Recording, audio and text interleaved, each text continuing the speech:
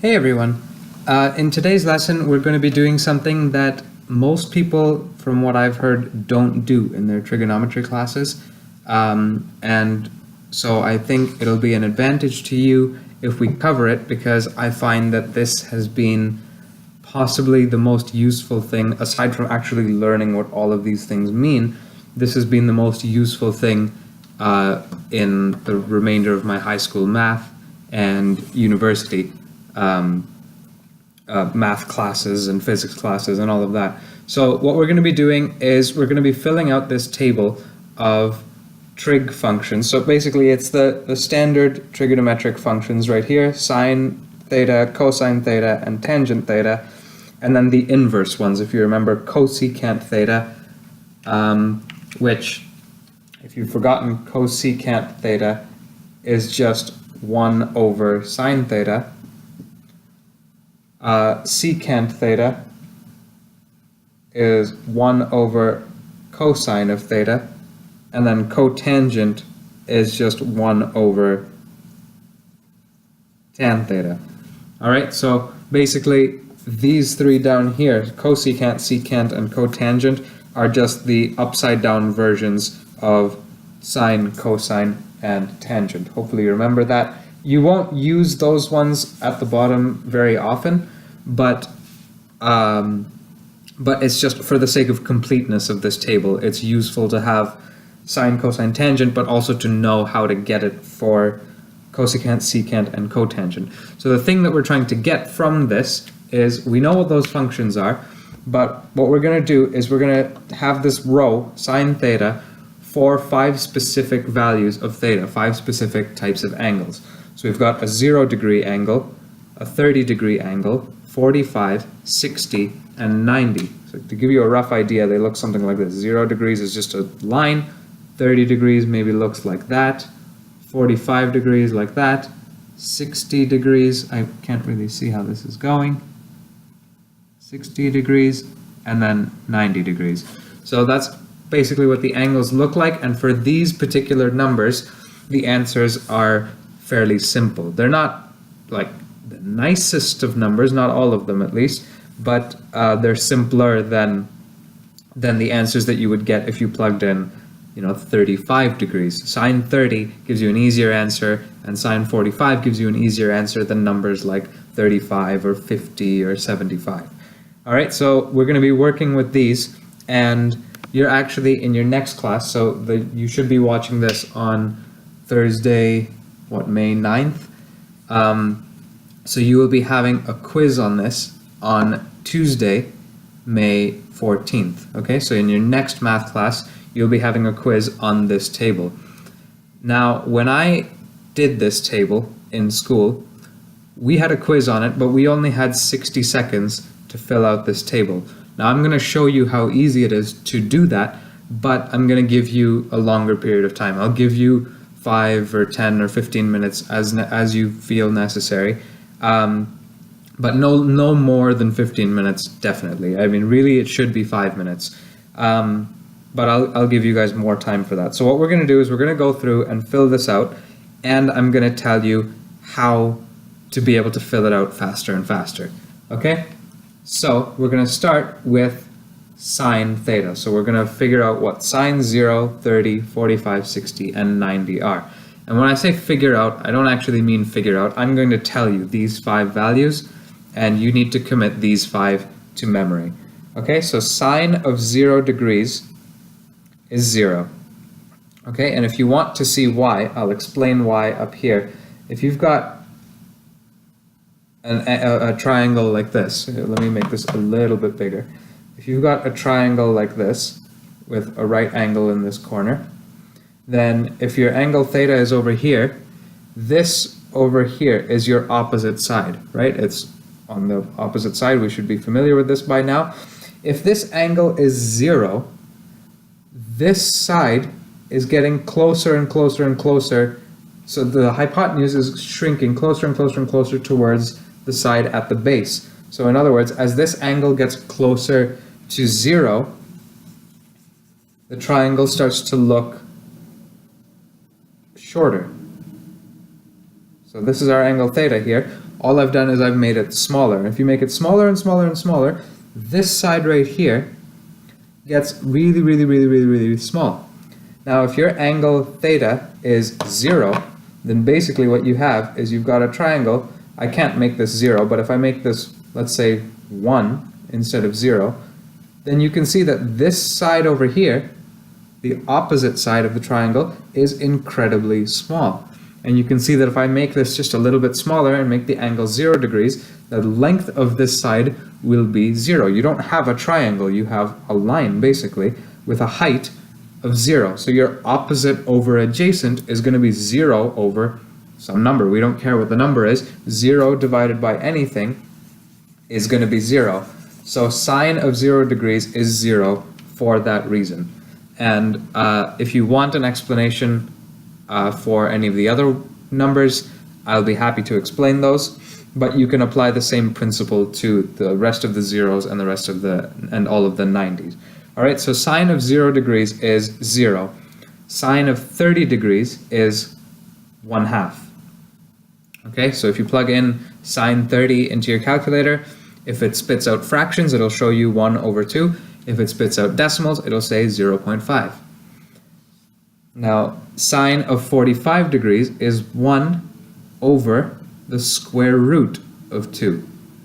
Okay, so it's almost the same as this one. We've got 1/2 and 1 over the square root of 2. So it looks almost the same. Try not to confuse those ones, okay? The next thing is sine of 60 degrees, which is the square root of 3 over 2. Once again, not the nicest of numbers, but it could have been worse. Could have been a lot uglier. So it's the square root of 3 divided by 2. So that's sine of 60 degrees. And sine of 90 degrees is 1. And the reason for that is if you've got your triangle, like, hang on, I gotta figure this out. If you've got your triangle like this, and this is your angle theta right here, then this opposite side is really, really long, right? Now, if you make this triangle even thinner horizontally, so in other words, if you make your angle bigger, you have almost a 90-degree angle, but then you have to draw in your opposite side, which is really, really long. Now, this over here is your opposite side. This over here is your hypotenuse, if that's your angle theta right there. So you can see that your opposite and your hypotenuse, if you can see this diagram, they're almost the same length.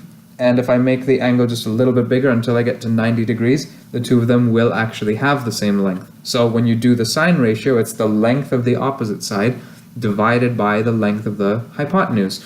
And if they're the same length, that means you're just taking a number and dividing it by itself, which will always give you 1. Okay, so that's an explanation on how to get all of the on how to get the 0 and the 1, how those make sense. I might, in the second half of this video, explain how you might, and possibly an easier way to remember these ones in the middle. But we're going to move on for now to cosine. All right, the cosine line, you don't have to work anything out. If you can commit these 5 numbers in the sine row to memory, you can fill out the rest of this table using logic. All right, the cosine values, or using logic or using memory. All right, the cosine values are basically the same as the sine line, but backwards. So in other words, we've got sine of 0 is 0, so cosine of 90 is 0. So they just go backwards, okay?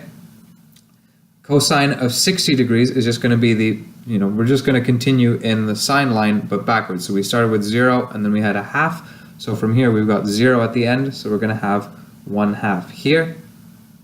1 divided by the square root of 2 here. The square root of 3 divided by 2 over here. And 1 over here. So hopefully you can see now that the cosine line is just the sine line backwards. So the sine line, we've got 0, a half, 1 divided by the square root of 2, the square root of 3 divided by 2, and 1. And the cosine line is the same thing in reverse. All right, now the tangent line, if you remember from our trig identities where we got that, the tangent of theta is the same as sine theta divided by cosine theta, the way this works in its simplest explanation is that you basically just take, to get your tan value, because you've got sine theta divided by cos theta equals tan theta, you can actually, to figure out your tangent value, just pretend this right in here is just a big fraction, 0 divided by 1, the sine value divided by the cosine value. Now, a lot of these are fractions, so you don't have to, so that can get really messy really quickly. So the easiest way to think about it is either, if you've got a whole number, like 0 or 1, then just do the sine value divided by the cosine value. If you've got fractions, like for these ones here, just do the numerator of the sine value divided by the numerator of the cosine value. And the reason you're able to do that is because they have the same denominator, but I'm not going to test you on that. All you need to know is that it's the numerator of the sine value divided by the numerator of the cosine value. Remember, numerator is the bit on top of a fraction, denominator is the bit at the bottom. So for tangent theta, for tan 0, it's just going to be 0 divided by 1. 0 divided by anything is 0, so tan of 0 is 0. Alright, now for tan of 30 degrees, we have to take the sine numerator from 1/2, we've got a 1 here, and from cosine theta, we've got a square root of 3 here. So what we do is we take the sine numerator, 1, divided by the cosine numerator, which is, in this case, the square root of 3. Okay? Next is tan of 45 degrees. Alright? Struggling to stay in the spot where I want. Alright, tangent of 45 degrees, sine numerator, 1, divided by cosine numerator, which is also 1. You'll notice that these two are the same. Anything divided by itself is 1. So tan of 45 degrees is 1. Tan of 60 degrees, tangent of 60 is the sine numerator, which is root 3, divided by the cosine numerator, which is 1. You don't need to write divided by 1, so we can just say root 3. The only weird one is this one, because if you do the sine divided by cosine, you get 1 divided by 0. Now in math, you're not allowed, at least at this level, you're not allowed to divide by 0. The answer is what we call undefined. Alright? And so we write UND. Basically, your calculator, if you try to type in tan of 90 degrees, your calculator will say math error or some sort of error. It can't do it. It can't figure it out. Alright? Because this value is undefined. Your calculator doesn't know what answer it's supposed to give you. Okay? So this is the first half of the table. Now, if you remember, cosecant theta is basically just the flipped over version of sine theta. So cosecant theta is just 1 over sine theta. So basically all you do for cosecant theta is you look at the sine value, and if it's a fraction, you flip it over. If it's 1, you don't do anything to it, because 1 divided by 1, you can flip that over and it's still going to be 1 divided by 1. The only thing you have to be careful of is with this 0 over here. If you flip over 0 divided by something, you're going to get something divided by 0. When you divide by 0, you get undefined. So if you have a 0 up here, it's going to be undefined down here. Okay? So cosecant theta, cosecant of 0 is undefined. Alright? But the rest of them are fairly simple. 1 over 2, flip it over, you get 2 over 1. You don't need to write over 1, so you can just write 2. Alright? 45 degrees, instead of 1 over the square root of 2, it should be the square root of 2 over 1. Once again, you don't need to write over 1, so you can just write the square root of 2. For sine of or for cosecant of 60, you just take sine 60 and flip it over. So instead of root 3 over 2, you're going to have 2 over root 3. And 1, you can't, nothing happens when you flip it over, so we're still going to have a 1 there.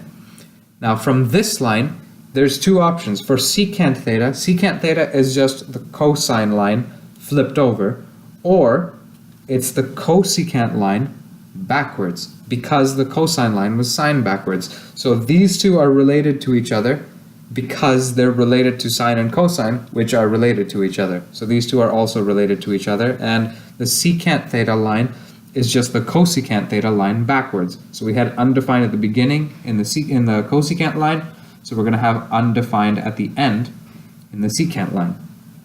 And you can see if you went via the flipping over all the cosines rule, when you've got a 0, it becomes undefined. So the math checks out.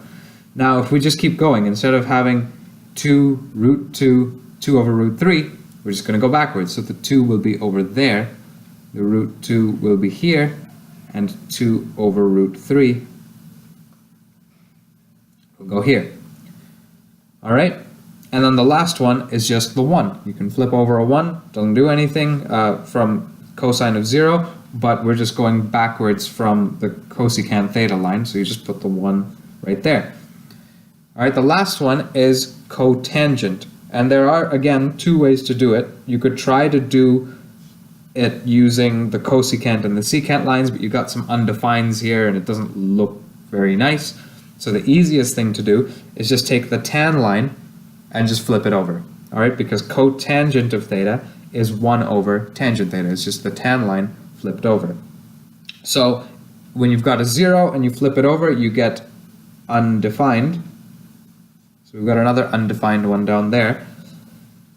1 over root 3 becomes root 3 over 1. You don't need to write root 3 over 1. You can just write root 3. Tan of 45 is 1. You flip over a 1, you still get a 1. Tan of 60 is root 3. So when you flip that over, you get 1 over root 3. And when you flip over undefined, you actually get a 0. Now you might also notice, the more perceptive of you will notice that this is actually just the tan line backwards, which is an even easier way to do it. Alright, so I'm going a little bit long with this video, so I'm going to pick up in the next video on how to actually memorize all of these different lines.